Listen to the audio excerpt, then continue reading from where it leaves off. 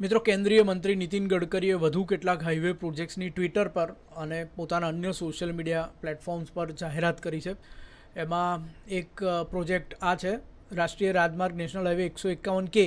એમાં પોરબંદર, ભાણવડ, જામજોધપુર, કાલાવડ આ આખો જે સ્ટ્રેચ છે 119 કિલોમીટરનો, એને પેવ્ડ શોલ્ડર સાથે 2 લેનમાં અપગ્રેડ કરવામાં આવશે 1271 કરોડના ખર્ચાથી. આને મંજૂરી આપવામાં આવી છે. હવે પેવ્ડ શોલ્ડર એટલે 2 લેનનો રસ્તો જતો હોય, પણ એની આજુબાજુમાં પણ થોડોક રસ્તો હોય, પહોળો હોય, માત્ર 2 લેન નહીં, પરંતુ 2 બાજુ પેવ્ડ શોલ્ડર હોય, એટલે કે થોડીક ગેપ હોય, થોડોક રસ્તો હોય ત્યાં કે જ્યાં સાયકલ ચાલી શકે કે વ્હીકલ તમે મુશ્કેલીના સંજોગોમાં પાર્ક કરી શકો. So that is called paved shoulder. એટલે 2 લેન પ્લસ થોડી વિડ્થ પેવ્ડ શોલ્ડરની બેઉ તરફ આવે અને પટ્ટાથી માર્ક કરેલું હોય.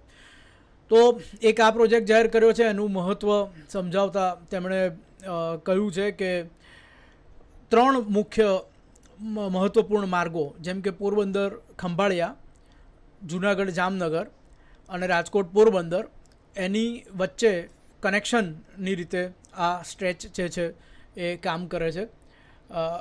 પોરબંદર પાસેના રાષ્ટ્રીય રાજમાર્ગ 51થી પોતાના જંકશનથી શરૂ થઈ અને ભાણવડ જામજોધપુરને જોડે છે આ સડક, અને કાલાવડની પાસે રાષ્ટ્રીય રાજમાર્ગ 927Dની સાથે પોતાના જંકશન પર પૂરો થાય છે.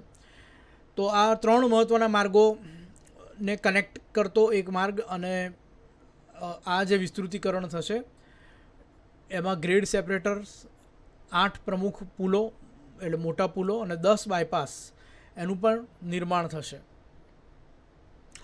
બીજો પ્રોજેક્ટ જે એમણે સાથે જાહેર કર્યો છે એ છે ગુજરાતમાં રાષ્ટ્રીય રાજમાર્ગ 848ના પારડી રાષ્ટ્રીય રાજમાર્ગ 48 જંકશન સુકેશ, નાના પોંધા, કપરાડા, એનાથી 37 કિલોમીટર લંબાઈના ખંડને પણ પેવ્ડ શોલ્ડરવાળા વિભાજિત કેરીજવે સાથે 4 લેનમાં અપગ્રેડ કરવા માટે 825.72 કરોડ રૂપિયાની લાગત સાથે સ્વીકૃતિ આપવામાં આવી છે.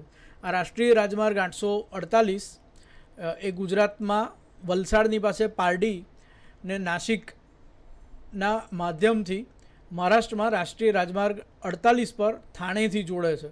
રાષ્ટ્રીય રાજમાર્ગ 848ના અન્ય હિસ્સા પહેલેથી જ રાષ્ટ્રીય રાજમાર્ગના માનકો અનુસાર વિકાસ પામી ચૂક્યા છે.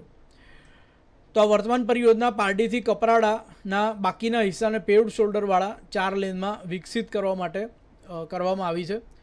આ ખંડ જ્યારે પહોળો થશે ત્યારે ભારે ભીડભાડવાળા આ હિસ્સામાં ભીડભાડ કમ થવાથી, ટ્રાફિક કમ થવાથી બહેતર કનેક્ટિવિટી મળશે. તો ગુજરાતને લગતા એક આ સાઉથ ગુજરાત અને એક આ સૌરાષ્ટ્રના 2 પ્રોજેક્ટ્સ નીતિન ગડકરીએ એપ્રિલ સાથે જાહેર કર્યા છે પોતાના સોશિયલ મીડિયા પર.